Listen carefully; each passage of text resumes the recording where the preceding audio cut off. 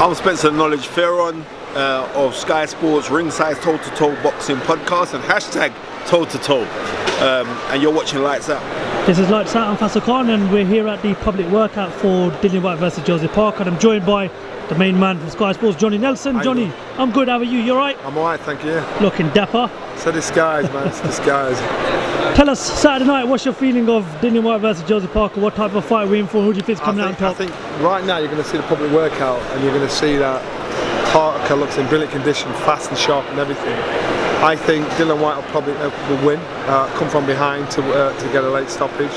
It'll be nip and tuck, it'll be a hard one. Whyte's going to talk Parker into a tear up. And then I believe he probably does a better job in stopping Parker than AJ did. But stars make fights, so I think that style suited the AJ fight. But I think for this one, I think Dillian might just be a bit too rugged for him. So Parker's got to be smart enough to not get involved and in the tear-up. Do you think we've got to see more of Joseph Parker this time round, like than the one we did against Anthony Joshua? Without a doubt, I don't think he did himself any justice when he boxed Anthony Joshua the last time. Down in the southern hemisphere, he's in Anthony Joshua, he's big news. I think Joshua was probably the most live opponent he's boxed until tonight, and then he's got another live, young, hungry opponent in Dillian Whyte. So all the questions that were hovering around Parker will be answered. Yeah. How much pressure do you think Dillian Whyte's under in this fight? Do you think he's under more pressure than Joseph pressure. Parker? He didn't have to take this fight. He chose this fight. He's in the number one position. He could hang about and do nothing and still be box the world title eventually.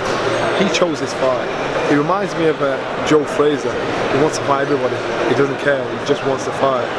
And that's why I rate him. You've got to respect him for this. What doors do you think this opens for the winner? Do you think it perhaps puts them back in the world title contention? Well, Dillian's there already.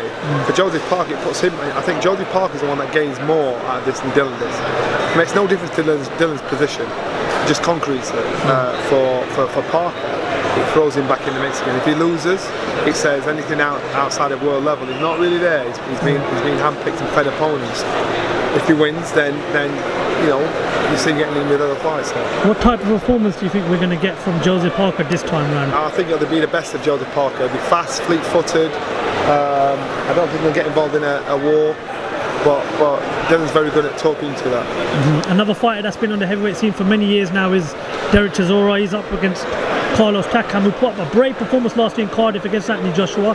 What's your feelings in that fight? I like both fighters. I like them very well. I think if you'd have said a couple of years ago, Chisora against Takam, I'd have said Derek.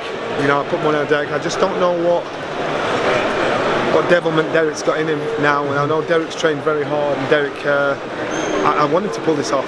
But then I know Takam's hungry. He's underrated. You don't realise how well he actually did it such short notice against Anthony Joshua, and that's why he's back on these shows again. He's one of those guys that's just circling for his opportunity for someone to make a mistake.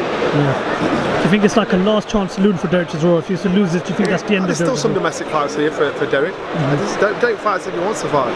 It's not about money for Derek. Derek fights because he wants to fight, and that's it.